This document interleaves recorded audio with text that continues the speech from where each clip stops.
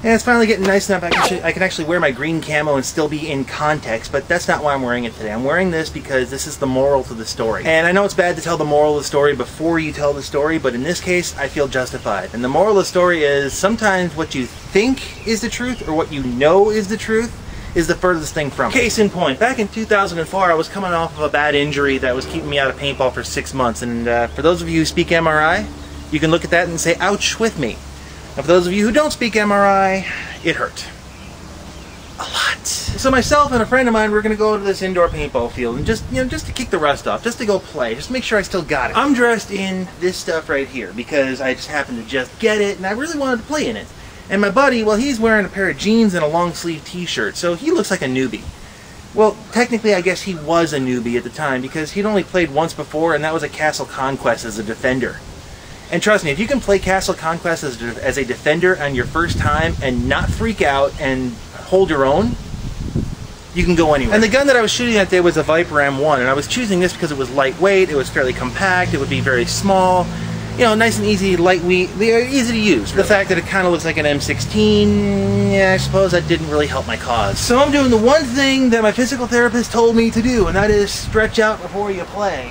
And as I'm stretching out, and again, I'm wearing this entire getup, I'm wearing my boots and all that, and one of the other guys comes walking over to me. This guy's in his speedball finest, too. I mean, he's got the bright blue jersey, the bright blue and black pants, and all. He's got the E-gun in his hand and all that. And he walks over to me and says, so, you more of a scenario kind of guy? More of a woodsy kind of guy? I wasn't really making a big deal out of him, but I'm just like, oh yeah, totally, yeah, I'm totally a scenario guy, yeah. So you ever done airball before? You ever played this kind of thing before? Yeah, I played speedball a couple times, but you know, not lately. You know, it's just not my thing, really. So you know about all the rules and such, so we don't really have to go over the bunkering and all that other stuff. We can just go do it. There's like, no dude, it's okay, I got it. I can figure this one out. It's all good. I mean, it's paintball, right? Okay, bro, I guess I'll see you out there.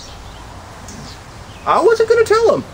You know, if you're going to make your own assumptions, that's your problem, not mine. Well, I'm going to make the long story short here because I really don't feel like spending 25 days talking about this stuff. But the night did not go terribly well for these guys. We were usually coming out on top with all of our team intact. And it was basically 3-on-3, me, my buddy, and some other guy versus these 3 guys who had a really good Christmas score. And as the night went on, I mean, you know, their frustration level was getting bigger and bigger and bigger because they just couldn't figure it out. You know, how is this Woods guy and his newbie beating us at our own game? I mean, this is our house. I actually started feeling really bad for them, so I switched to my PGP. Which kind of leads me to the penultimate point of that night, and that was, well, we're playing 2-on-2. Me, my buddy, versus the guy who was talking to me earlier, and then one of his friends.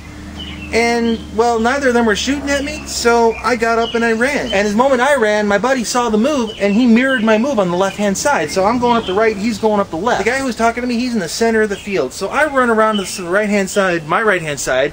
I shoot him once, I bunker him. Now he's thinking tournament mentality, so he begins to spin. He's going to shoot me in the back and take me with him. That's his mentality. As he spins, my buddy comes around the other side of him and just goes to town on him. Okay, it was like 2 shots, but you know, that's still going to town. He was not happy when we did that to him. He was actually yelling at his back guy, how could you let this Woods guy do that to me? You should know better than that. I mean, he was just ooh. I was willing to let it go, but my friend, he has comedic timing. He has unholy comedic timing. So after the game, my buddy walks over to the guy and says, hey man, nice game. And the other guy takes his hand, and my buddy says, oh, by the way, just so you know, this is the second time I've ever played paintball, and you guys have taught me a lot on how to play the game. You know, I've never seen a full mental meltdown like that ever before. I don't think I'm ever going to see one again, and I think I might be happier that way. Which actually leads me nicely to the moral of the story, and that is that you can't trust what you think you know to be the truth, because odds are, well, most of the time you can trust yourself, but sometimes you just got to kind of look at the situation and take a step back and say, this doesn't feel right. This is my hobby within the hobby. I'll dress up like this and show up to a speedball field, and I've got a whole backlog of stories of times where people just kind of make the wrong assumption about what I'm doing. But I do have a request for you guys. If you guys see me at a speedball field and I'm in full camouflage like this and nobody's calling me Tiger and I'm just kind of being all low-key, do me a favor. Don't tell anybody. Shh, this is gonna be our little secret. Just, you know, play with me. Just do it with me. It'll be fun. We'll have a great time. Just